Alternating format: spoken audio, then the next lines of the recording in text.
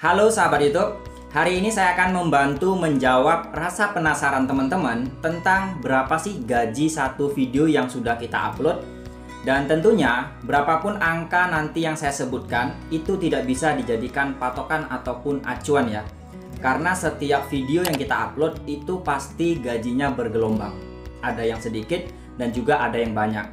Jadi teman-teman jangan beranggapan misalkan saya sebutkan gaji satu video itu 100.000, terus teman-teman beranggapan berarti kalau kita punya 10 video udah 1 juta dong. Tidak ya, tidak seperti itu. Setiap gaji video kita itu pasti beda-beda, ada yang sedikit dan juga ada yang banyak ya. Itu biasanya dipengaruhi terhadap performa video kita.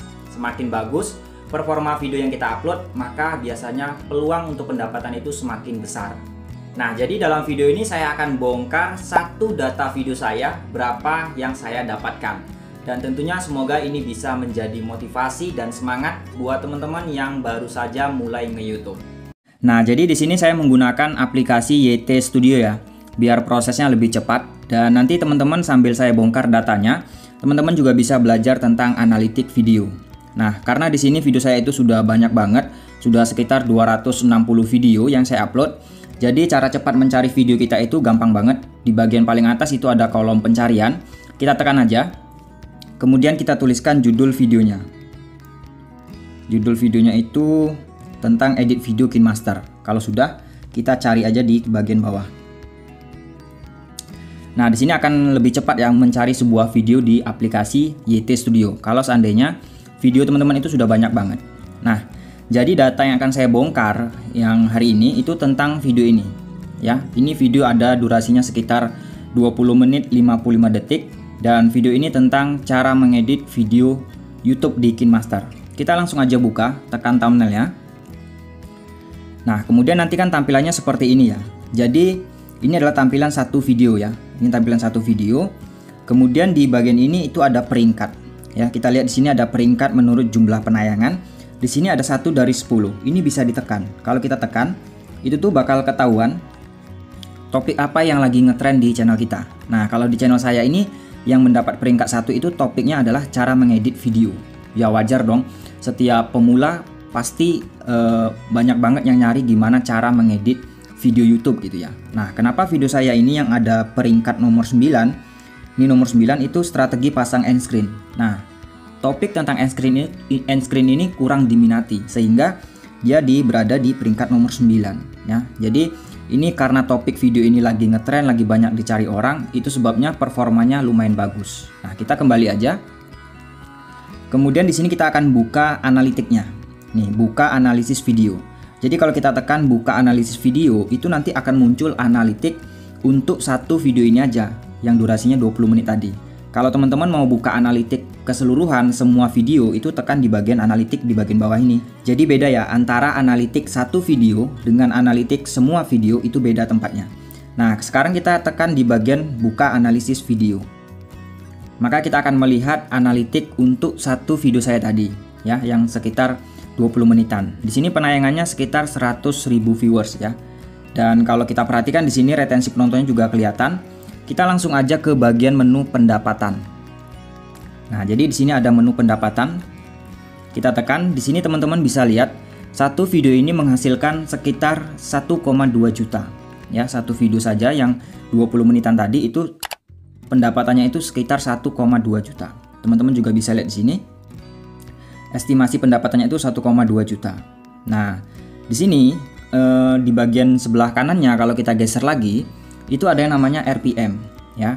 Di sini RPM-nya itu 11.000.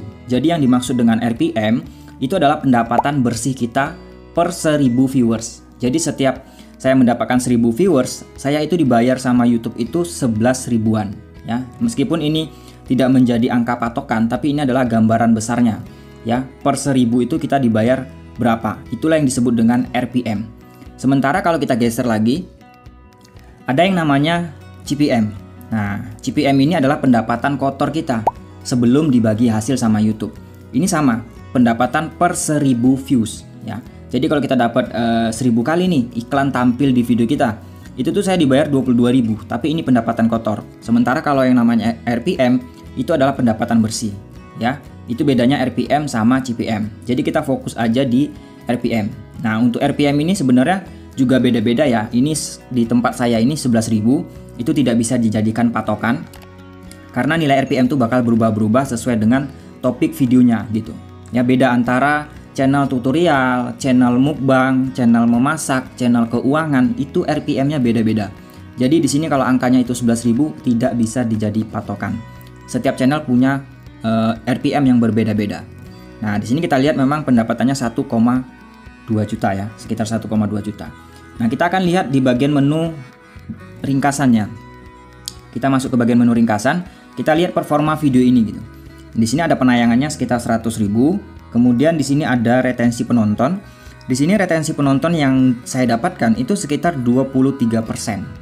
Ya, 23% dari durasi 20 menit 55 detik.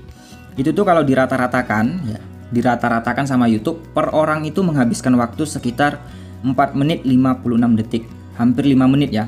Artinya konten ini lumayan disimak ya. Lumayan disimak. Itu sebabnya konten ini tuh performanya lumayan, sehingga pendapatannya juga segitu ya, teman-teman bisa lihat.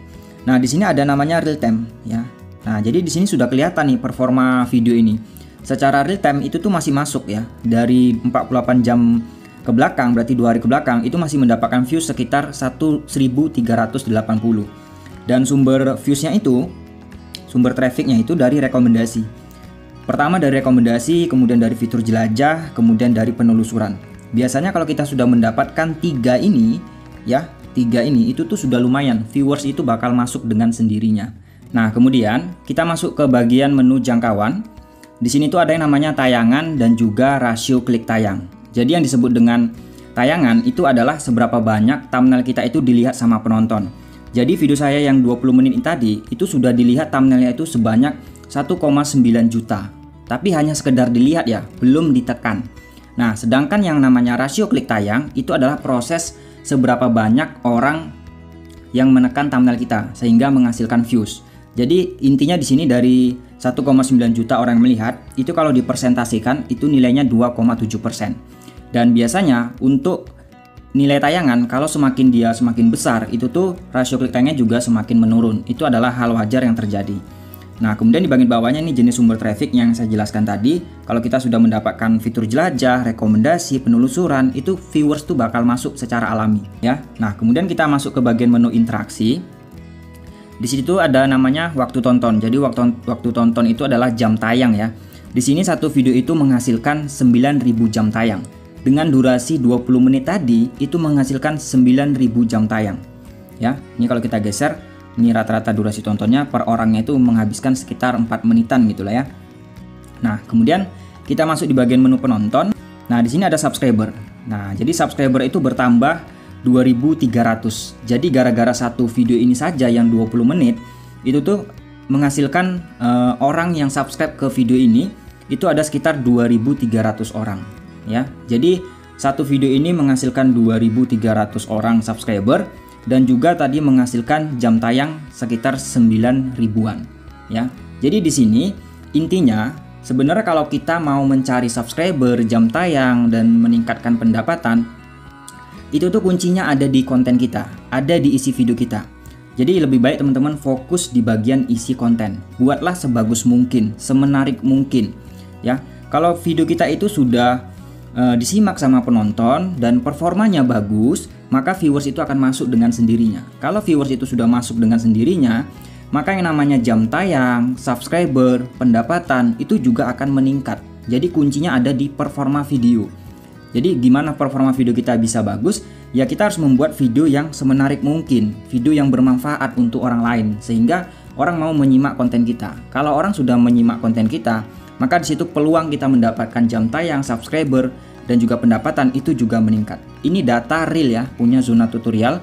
Satu video tadi yang 20 menitan sudah menghasilkan 9.000 jam tayang dan juga subscriber sekitar 2.300-an. Ya, jadi seperti itu. Semoga video ini bermanfaat buat teman-teman.